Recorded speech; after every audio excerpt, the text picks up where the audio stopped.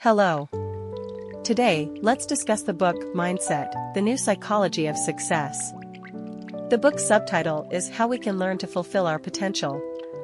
In short, this book talks about how to develop a growth mindset, a way of thinking that helps us continually improve our abilities. You might have heard this term before. It conveys a basic principle: our talents can be continually developed. Unlike IQ or EQ, this way of thinking can significantly shape a person's life direction. The author of this book, Professor Carol Dweck, is a psychologist at Stanford University and a member of the American Academy of Arts and Sciences.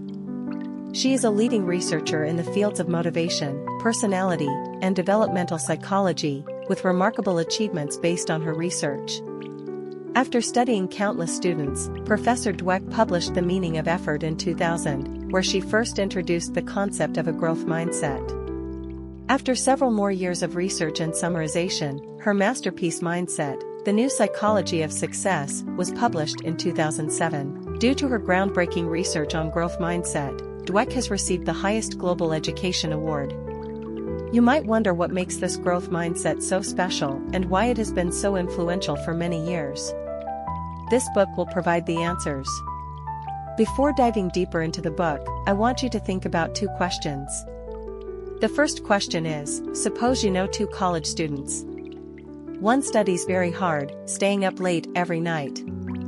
The other is not very diligent in class and only crams for exams right before they happen. If their final grades are similar, who do you think is more capable? Remember your intuitive response. Now, the second question: if you have a child, how do you usually praise them? Do you say they are smart and clever, or do you praise their thoughtful effort and hard work? Also, remember your intuitive response. Let's explore the book with these two questions in mind. What does the book discuss? We can break it down into three parts. First, we will look at how the author discovered these two mindsets and how they are explained. Second, we will learn how to shift our thinking and understand some common misconceptions about ability and success. Third, we will discuss how to actually change our mindset. First, let's see how the author discovered these two mindsets and how they are explained. Take the famous golfer Ben Hogan, for example. As a child, he had poor physical coordination. Or consider Cindy Sherman, the renowned American photographer, who failed her first photography class. Why do some people manage to tap into their full potential and succeed, while others, despite their intelligence, fail to fully utilize their talents? Professor Dweck was very curious about this and spent 30 years researching it to understand the phenomenon. Her study included students from various backgrounds and locations, from elementary school to college, from rural areas to big cities, across many races and ethnicities. At the beginning of her research, Professor Dweck found that students had two entirely different reactions when faced with challenges. Some students felt helpless when confronted with difficult problems, becoming self-deprecating, believing their intelligence or memory was inadequate. Others remained positive, focused, and even more determined to tackle the current task. Why were their reactions so different? Was it innate? Professor Dweck discovered that these differences in reaction were due to different goals, whether they were trying to avoid failure to maintain a smart image or genuinely wanting to learn. This different goal led to different behaviors. This issue relates to how intelligence is viewed. Professor Dweck analyzed two different perspectives on intelligence. One is the entity theory, which views intelligence as a fixed trait, like a stone. The other is the incremental theory, which sees intelligence as something that can grow and develop over time. Over time, these two perspectives evolved into the concepts of fixed mindset and growth mindset that we are familiar with today. EEG results also show clear differences in brain activity patterns between people with these two mindsets. Professor Dweck invited two groups of people to participate in brain experiments where they had to solve challenging problems. After the experiment, participants were told whether their answers were correct and why they were wrong. It was found that those with a growth mindset were highly focused when learning the correct answers, paying close attention to information that could help them. When they learned about their mistakes and where they went wrong, their brains were very active, quickly analyzing the errors and learning from them. On the other hand, those with a fixed mindset were more concerned with their performance, such as their ranking compared to others. When they received this information, their attention was focused, but they were almost disinterested in why they made mistakes or what the correct answers were. Their brain activity showed little change. These seemingly different viewpoints actually shape a person's beliefs, behaviors, and even life direction. People with a fixed mindset fear challenges, constantly worry about appearing intelligent, and are hesitant to step out of their comfort zones. To them, failure is not just a mistake, but a label of being a failure. They fear challenges because any shortcomings might reveal them as a failure.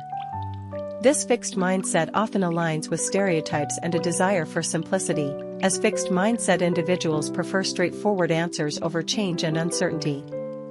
Conversely, growth mindset individuals do not view difficulties as tests of their intelligence and do not confine themselves to a safe corner. They believe their abilities can improve and that each challenge is an opportunity to become better. Even if they fail, they see it as a chance to progress. They might not always feel confident, but they still put in their best effort and persist. We all prefer to be those who strive and work hard rather than those who achieve effortlessly. Reflecting on the two questions posed at the beginning, you might think the student who studies hard is more capable, while praising a child for their effort and strategies rather than their innate intelligence shows an interest in their growth. This reflects a common tendency. We often admire those who seem to succeed effortlessly. Do you remember students who were hardworking but modest about their efforts? This might reflect a mindset where success appears effortless. Have you ever considered the underlying logic? Is it that we have different expectations for effort versus so-called talent?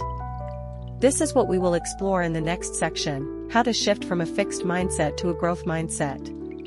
The book first discusses the need to change erroneous beliefs.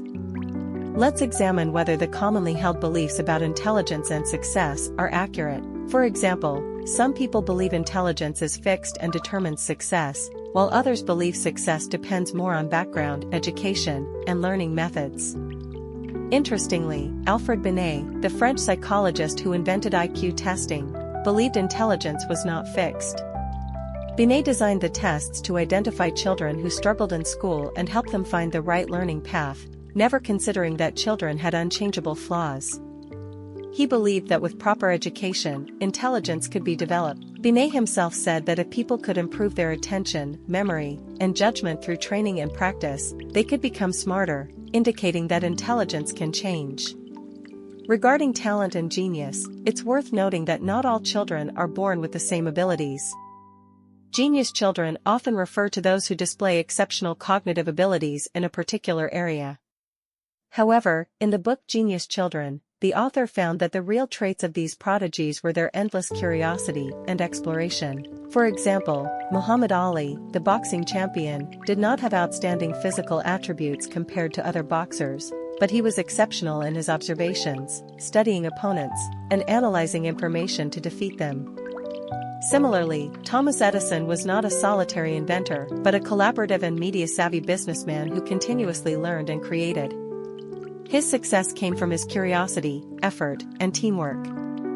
Famous dancer Twyla Tharp also mentioned that creativity is not about sudden inspiration but about consistent effort and dedication. Mozart, often perceived as a natural genius, actually faced skepticism from authorities during his youth. Research on exceptional individuals, including pianists, Olympic champions, and mathematicians, shows that many did not stand out early but achieved greatness through persistent effort and support. This challenges the notion of innate talent and emphasizes the importance of effort and curiosity over inherent ability. In conclusion, success should be seen as the result of learning and effort, not just a display of intelligence. Fixed mindset individuals often view abilities as fixed and fear challenges, while growth mindset individuals believe abilities can develop and welcome challenges. We all have shadows of both mindsets, but adopting a growth mindset is crucial. The book provides 4 basic steps for cultivating a growth mindset. Accept your fixed mindset, observe when it appears, give it a name, and educate it. By following these steps, you can gradually shift your mindset and achieve unexpected growth. Thank you for listening to this summary of mindset. I hope it has given you a clearer understanding of growth mindset and its applications in education, management, and personal development.